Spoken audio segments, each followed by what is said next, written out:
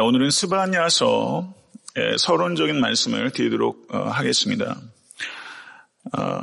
소예언서의 그 서론적인 이야기를 하는 것 자체가 결코 쉽지 않습니다.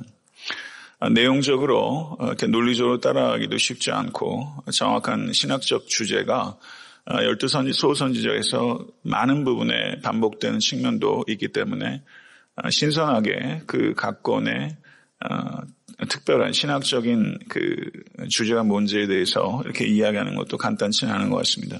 여하튼 서론적인 얘기를 듣고 그 다음에 스바냐서의 그 각 장을 이해하고 또 마지막으로 다시 한번 스바냐서를 전체적으로 한번 되돌아볼 수 있는 그런 방식으로 스바냐서 공부해 나가도록 하겠습니다. 이사야 선지자와 그 미가 선지자 시대 이래로 한동안 예언이 그쳤습니다. 그리고 이 예언의 침묵 시대가 주전 698년에서 627년까지 약 70년 동안 이스라엘의 예언이 그쳤습니다. 그리고 스바냐와 나훔과 예레미야 선지자가 활동하면서 다시 예언이 이스라엘 땅에 임하게 됐습니다. 그러면 이 70년 동안의 예언의 침묵 시대는 정치적으로는 어떤 시대인가? 그것은 므낫세와 아몬의 통치 시기입니다. 이때는 아수르가 가장 세력을 떨칠 때였고 그 당시 남유다는 우상 숭배와 불의와 부패가 만연한 상태였습니다. 이 므낫세와 아몬의 통치 기간이 어디에 기록되어 있냐면요. 열왕기하 21장에 기록되어 있습니다. 므낫세의 아비가 누군지 아십니까? 히스기야입니다. 므낫세와 이 히스기야는 전적으로 대조가 되는 극악한 왕이었습니다. 그런데 이 므낫세, 극악한 왕인 이 므낫세의 재위 기간이 얼마였냐면 남유다 왕들 중에서 가장 긴 통치 기간, 무려 687년부터 주전 642년까지 55년 동안 이 므낫세 왕의 재위 기간이 길어졌다. 매우 비극적인 일입니다. 그래서 이 므낫세 통치 기간에 그 아비 히스기야의 개혁을 향한 모든 노력들이 완전히 물거품으로 돌아가게 됩니다. 이 내용이 열왕기하 21장 2절에서 6절에 기록되어 있습니다. 므낫세가 여호와 보시기에 악을 행하여 여호와께서 이스라엘 자손 앞에서 쫓아내신 이방 사람의 가증한 일을 따라서 그의 아버지 히스기야가 헐어버린 산당들을 다시 세우며 이스라엘의 왕 아합의 행위를 따라 바알을 위하여 제단을 쌓으며 아세라 목상을 만들며 하늘의 1월 성신을 경배하여 섬기며 여호와께서 전에 이르시기를 내가 내 이름을 예루살렘에 두리라 하신 여호와의 성전에 제단들을 쌓고 또 여호와의 성전 두 마당에 하늘의 1월 성신을 위하여 제단들을 쌓고 또 자기의 아들을 불 가운데로 지나게 하며 점치며 사수를 행하며 신접한 자와 박수를 신임하여 여호와께서 보시기에 악을 많이 행하여 그 진노를 일으켰으며 또 자기가 만든 아로색인 아세라 목상을 성전에 세웠더라. 이렇게 말하면서 이 므낫세 왕의 문제는 한마디로 배교의 문제였습니다. 므낫세는 자신의 조상 다윗의 행위를 따르지도 않았고 자신의 아비인 히스기야의 행위를 따르지도 않았습니다. 므낫세가 누구의 행위를 따랐다고 말합니까? 이스라엘의 아합의 행위를 따랐다. 그래서 바알 숭배와 인신제사와 심지어 성전의 아세라 목상을 짓는 그와 같은 엄청난 극악한 일들을 이 므낫세 왕이 행했던 것입니다. 그런데 이 므낫세 왕의 이와 같은 극악한 행위가 므낫세에서 그치지 않고 그 아들 아몬에까지 이어졌습니다. 그래서 열왕기하 21장 20절에서 22절은 아몬이 그의 아버지 므낫세의 행함같이 여호와 보시기에 악을 행하되 그의 아버지가 행한 모든 길로 행하여 그의 아버지가 섬기던 우상을 섬겨 그것들에게 경배하고 그의 조상들의 하나님 여호와를 버리고 그 길로 행하지 아니하더니 이렇게 말하면서 아몬의 통치 행위에 대해서 이야기를 하고 있습니다. 아몬이 얼마 동안 통치했냐면 2년 동안 통치했습니다. 아몬이 어떻게 실각하게 됐냐면 아몬의 신하들이 구테타를 일으켜서 아몬을 궁에서 죽였습니다. 구테타가 일어나게 되면 이 아몬은 곧 이 다윗의 혈통입니다. 그럼 구테타가 일어나면 그 다윗의 이 계보가 끊길 수 있는 상황이죠. 그런데 백성들이 그 구테타 세력들을 다 죽이고 아몬의 뒤를 이어서 누가 왕이 되도록 했느냐. 아몬의 아들 요시야를 세웠습니다. 저는 이것이 기적이라고 생각합니다. 사무엘하 7장에서 하나님께서 다윗의 위에 대해서 영원히 이 집을 지킬 것이다. 하나님께서 말씀하셨는데 이 아몬이 쿠데타로 목숨을 잃었지만 백성들이 쿠데타 세력을 다시 치고 그리고 이 아몬의 아들 요시야를 다시 왕으로 세운 것은 하나님의 백성 이스라엘은 신실하지 않았지만 하나님은 언약을 지키시는 신실한 하나님이시라는 것을 우리가 이와 같은 일들을 통해서 다시 한번 깨닫게 되는 것입니다. 성도 여러분, 이 신실하신 하나님께서 여러분들과 또 애타한테 섬기는 교회와 이 땅의 교회들과 우주와 역사의 주인이 되시고 그렇게 이끌고 계신 것을 확신하시기 바라고 모쪼록 여러분의 삶 가운데 반드시 경험하게 될 줄로 믿습니다. 이와 같이 그 므낫세와 아몬의 통치기간이 바로 통치기간이 지나고 요시야의 종교개혁이 일어나게 되는데 이 바로 스바냐 선지자가 활동하는 시기가 바로 이 요시야의 통치기간이라는 것이죠. 그러면 이 스바냐의 이 예언 활동이 어떠한 역사적 배경을 갖고 있느냐. 그 므낫세와 아몬의 극악한 시기에 이 스바냐가 태어났고 이 스바냐의 예언은 바로 요시야의 종교개혁을 여러모로 자극하고 지원한 그와 같은 그 내용이 되었다. 이렇게 볼 수 있다는 것입니다. 스바냐서 1장 1절을 한번 보시기 바랍니다. 거기에 보면 아몬의 아들 유다 왕 요시야의 시대에 스바냐에게 임한 여호와의 말씀이라. 스바냐는 히스기야의 현손이요 아마랴의 증손이요 그다랴의 손자요 구시의 아들이었더라. 이렇게 스바냐를 소개하고 있습니다. 예언서에서 이 선지자를 소개할 때 보통 어떻게 말하냐면 그 선지자의 아버지의 이름 정도를 소개합니다. 가령 호세아 선지자는 어떻게 소개하냐면 부에리의 아들 호세야에게 임한 여호와의 말씀이다. 요엘에 대해서는 부두엘의 아들 요엘에게 임한 여호와의 말씀이라. 그리고 많아야 2세대, 3대 정도로 올라갑니다. 가령 스가랴에 대해서는 이또의 손자 베레가의 아들 선지자 스가랴 이렇게 이야기를 하고 있습니다. 그런데 스바냐서 1장 1절에서는 아버지와 조부를 소개하는 것은 말할 것도 없고 그 위에 증조부와 현조부까지 올라가서 이 스바냐를 소개하고 있다는 것은 이것은 매우 예외적이고 이렇게 4대까지 거슬러서 이 가문을 소개하고 있다. 이것은 매우 특별한 것입니다. 그런데 스바냐의 현조부가 누굽니까? 히스기야의 현손이요. 그럼 이 히스기야가 누구일까 하면은 히스기야 왕과 동명이인일 가능성 배제할 수 없죠.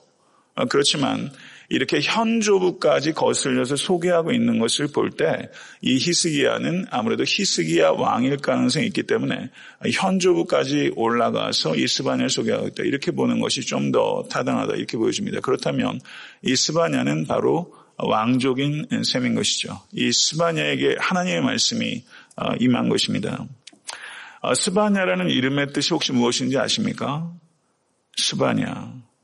스바냐라는 이름의 뜻은 저를 한번 따라해 보시죠. 여호와께서 감추신다. 여호와께서 감추신다. 여호와께서 자신을 따르는 사람들을 자신의 보호막 안으로 끌어들여서 덮으시고 보호하신다. 이런 뜻이에요. 아멘. 믿으십니까? 여러분 지난 한 주간 살면서도 하나님께서 감추시지 않으셨습니까? 하나님의 보호막 안으로 들어가지 않으면 사는 게 그렇게 녹록하던가요? 스바냐, 여호와 하나님께서 감추신다. 스바냐. 여러분과 제가 스바냐가 될 수 있기를 간절히 바랍니다. 매일매일, 매월, 매년, 그리고 평생 여호와께서 우리를 감추십니다. 그 장막 안에서 보호함을 받는 것을 잊지 않으실 수 있게 되기를 간절히 바라고 그것을 경험하실 수 있게 되기를 주님의 이름으로 축원합니다. 그렇다면 스바냐의 활동 시기가 요시야 왕 때라고 본다면 우리가 요시야 왕 때 중에 왕의 통치 기간 중 언제인가 했을 때 요시아의 종교개혁이 주전 621년경에 있었습니다. 그러면 요시아의 종교개혁 이전에 스바냐의 활동 시기가 있는가, 아니면 요시아 왕 종교개혁 이후에 스바냐가 활동했는가 하는 부분들이 논쟁적일 수 있습니다. 이 부분에 대해서는 학자들마다 나름대로 근거를 가지고 이야기를 합니다만은, 대부분의 학자들은 스바냐서에 므낫세와 아몬의 통치 기간에 만연했던 종교 혼합주의, 바알 숭배, 인신 제사들에 대해서 스바냐서가 신랄하게 비난하고 있고, 그 다음에 니느웨의 멸망에 대해서 예언을 하고 있는 것을 볼 때 스바냐의 활동 시기는 요시아 왕의 종교개혁 이전이지 않겠나, 이렇게 추론하고 있습니다. 저도 요시아의 종교개혁 이전에 스바냐가 활동했을 것이다. 저도 개인적으로는 그쪽이 훨씬 더 개연성이 높다, 이렇게 생각합니다. 그렇다면 스바냐서의 대략적인 저작 연대는 아마도 주전 625년에서 주전 621년 사이가 아닐까. 이건 철저하게 추론입니다. 그런데 추론이라 할지라도 이와 같이 저작 연대와 활동 연대를 생각해 보는 것은 본문을 해석하는 데 적지 않은 유익이 있기 때문에 이것에 대해서는 언급해야 될 필요가 있는 것이죠. 그렇다면 다시 한번 말씀드린 대로 이 스바냐의 이 예언은 요시아의 종교 개혁을 지원하고 그리고 박차를 가하는 그와 같은 역할을 한 것이다, 이렇게 볼 수 있죠. 올해가 종교개혁 500주년 아닙니까? 예. 특별히 스바냐서를 저희가 읽으면서 우리가 개혁적인 그리스도인, 그리고 개혁적인 교회가 되는데 하나님의 음성을 지금이 이곳에서 여러분과 제가 들을 수 있게 되기를 간절히 바랍니다. 스바냐와 동시대의 예언자들은 나훔과 예레미야가 있습니다. 그래서 나훔서와 예레미야를 읽게 되면 좀 더 그 시대 상황에 대해서, 그리고 그 시대에 필요한 하나님의 말씀이 무엇인지에 대한 이해의 폭을 더 할 수 있다, 이렇게 생각됩니다. 스바냐서를 보게 되면 크게 세 부분으로 나누어서 이해할 수 있습니다. 성경 각 권을 읽어 나가실 때 우리가 의도적으로 노력해야 되는 것은 그 성경 각 권이 가지고 있는 대략적인 구조에 대해서 우리가 생각해 보는 게 좋습니다. 우리가 집을 사든지 건물을 사든지 하게 되면 이 블루프린트가 있는 거 아닙니까? 대략적으로 이 구조가 어떻게 됐는지 알고서 들어가야 집 방도 구경을 할 수 있는 것이고, 그렇죠. 다 매사가 이치야 그런 것처럼 성경 각 권을 읽으실 때 그냥 본문 안으로 쑥 들어가지 마시고 일단 개략적인 구조에 대해서 머릿속에 어떤 그 생각들을 가지고 성경의 각 장을 읽어 나가시면 그것이 훨씬 여러모로 유익함이 있습니다. 스바냐서 세 부분으로 나누어 이해할 수 있는데요. 어떻게 나누어지느냐.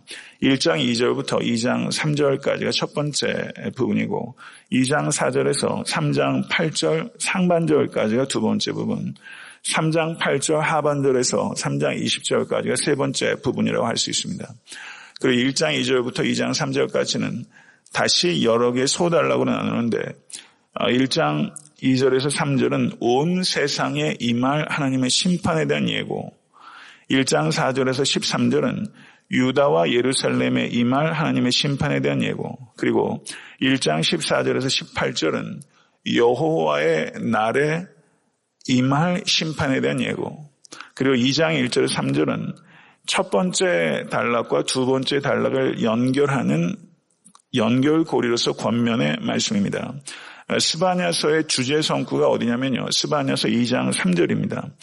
스바냐서 2장 3절이 어떻게 말하냐면요, 여호와의 규례를 지키는 세상의 모든 겸손한 자들아, 너희는 여호와를 찾으며 공의와 겸손을 구하라.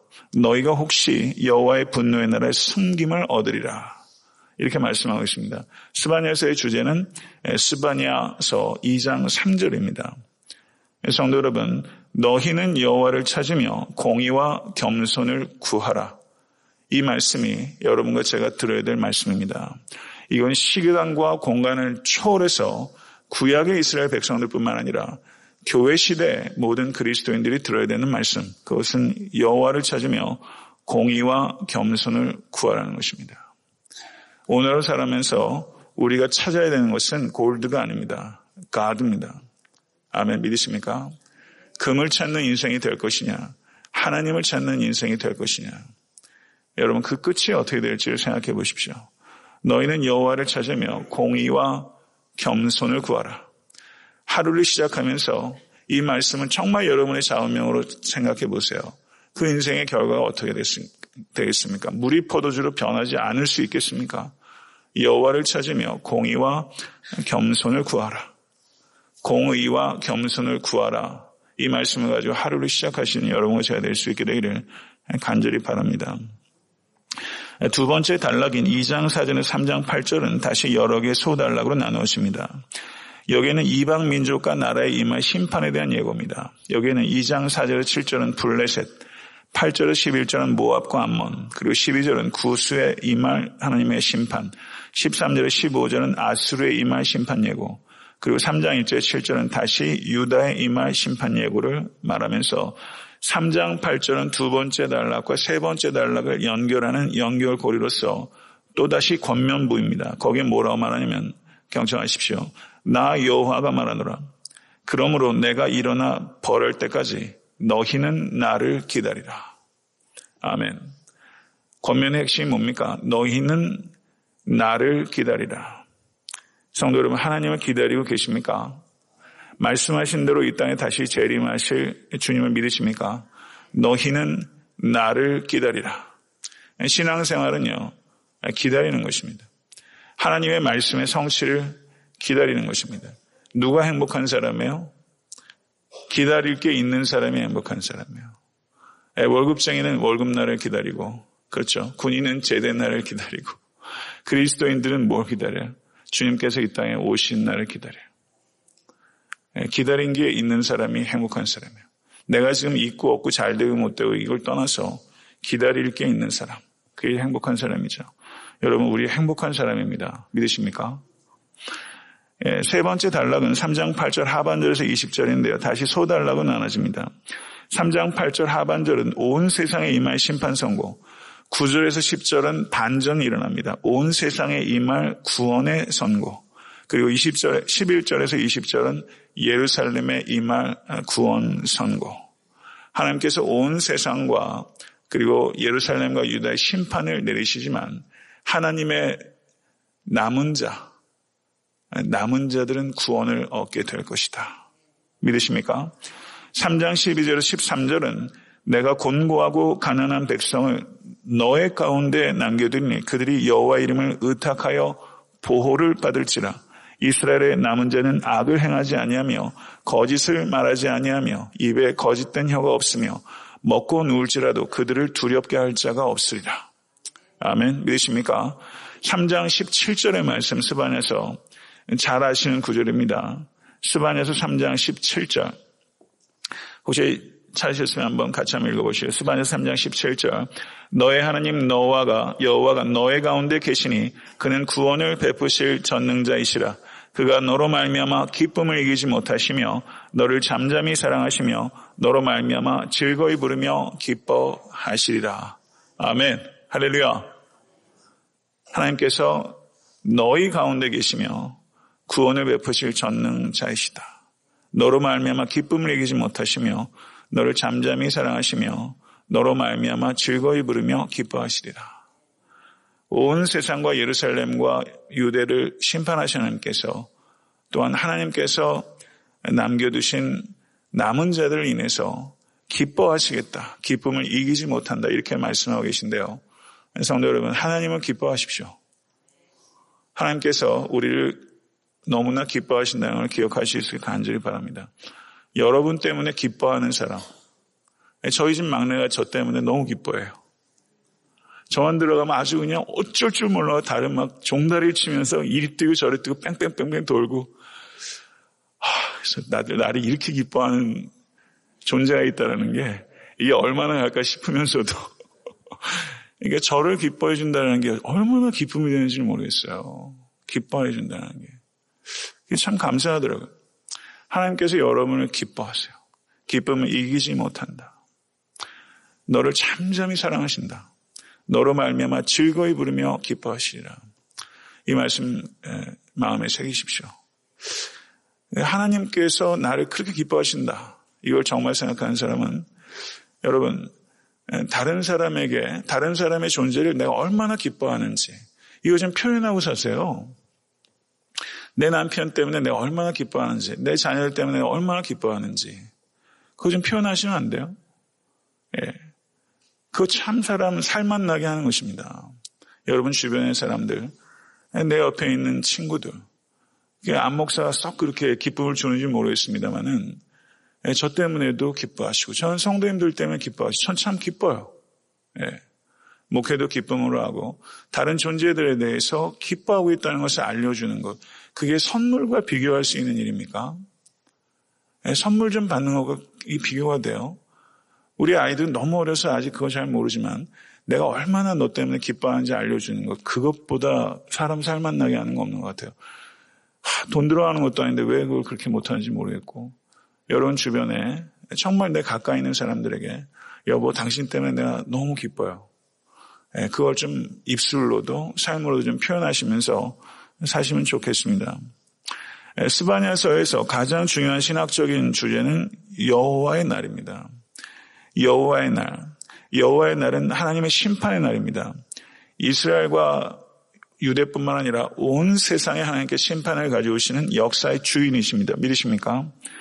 선지자들 중에 이 여호와의 날이라는 개념에 대해서 처음으로 말한 사람은 아모스입니다. 그런데 아모스는 여호와의 날의 심판의 무서움에 대해서 이야기를 했다면 이사야는 여호와의 날의 심판의 임박함에 대해서 강조했어요. 그런데 이 스바냐는 이 두 가지를 결합합니다. 여호와의 날의 심판의 무서움과 이 심판의 임박성을 모두 강조하고 있는 게 스바냐서입니다. 홍수 심판이 있었지만 여호와의 날의 심판은 훨씬 더 광범위할 것입니다. 그리고 그 심판은 물이 아니라 불로 임하게 될 것입니다. 그리고 그날의 모든 피조물들이 여호와 하나님의 주권에 완전히 굴복하게 될 것입니다. 그리고 의로운 자와 불의한 자들이 그때 구별될 것이고 경건을 가장한 자들은 여호와 하나님의 심판대에 서게 될 것이고 참된 성도들의 신원이 이루어지고 완전한 구속과 영원한 승리의 날이 임하게 될 것입니다. 사랑하는 성도 여러분, 예수 그리스도의 의를 덧입는 사람은 의로운 자로 신원받게 될 것이고 완전한 구속과 승리를 영원토록 누리며 여호와 하나님과 영원토록 살게 될 것입니다. 스바냐서 1장 12절 하반절을 보시게 되면 거기에 참 재밌고도 무서운 말씀이 기록되어 있어요. 스바냐서 1장 12절을 한번 보십시오. 스바냐서 1장 12절 말씀, 여호와께서는 복도 내리지 아니하시며 화도 내리지 아니하시리라 하는 자를 등불로 두루 찾아 벌하리니, 이렇게 말씀하고 있습니다. 여호와 하나님이 화도 내리지 않고 복도 내리지 아니한다라고 말하는 자들을 여호와 하나님께서 등불로 찾으신다. 그리고 벌하신다. 이렇게 말하고 있습니다. 무신론이 종교가 되고 있는 시대를 살고 있습니다. 무신론을 가지고 있는 철학자들이 많이 있죠. 그런데 버트란드 러셀 같은 사람, 그런 사람들, 하나님의 존재 자체를 무시하는 사람, 이런 사람들을 저희가 이론적 무신론자들이라고 합니다. 그런데 여기에서 말하는 스바냐서 1장 12절이 말하는 이와 같은 사람들은 누구냐? 이 사람들은 실천적 무신론자들입니다. 이론적 무신론자들은 하나님의 존재 자체를 부인하는 자들이라면 실천적 무신론자들은 입으로는 인정하나 삶으로 부인하는 사람들입니다. 그러면 실천적 무신론자들은 교회 안에 있습니까? 없습니까? 교회 안에 많습니다. 있는 정도가 아니라 교회 안에 많습니다. 디도서 1장 16절에 그들이 하나님을 시인하나 행위로는 부인하니 가증한 자요 복종하지 아니하는 자요 모든 선한 일을 버리는 자니라, 이렇게 말씀하고 있습니다. 하나님께서 어떻게 하신다고요? 등불을 들고 찾아 벌하신다, 이렇게 말씀하고 있습니다. 성도 여러분, 예루살렘에 등불을 들고 이와 같이 실천적 무신론자들을 찾으시는 하나님께서 교회 안에 하나님께서 등불을 드시고 입으로는 시인하나 행위로 부인하는 자들을 찾으신다는 것을 기억하시길 간절히 바랍니다. 모쪼록 이 자리에 계신 모든 권속들, 그리고 애타게 섬기는 교회 성도들, 그리고 이 땅에 있는 모든 그리스도인들이 실천적 무신론자가 아니라 입으로 하나님을 증거하고 삶으로 그 고백을 증명하는 참된 그리스도인 되실 수 있기를 간절히 바라고 이 시대에 남은 자들이 되어서 구원을 얻을 뿐만 아니라 하나님의 나라를 확장하고 견고히 세우는 일에 이 자리에 계신 모든 권속들의 삶이 쓰임받으실 수 있게 되기를 간절히 소망합니다.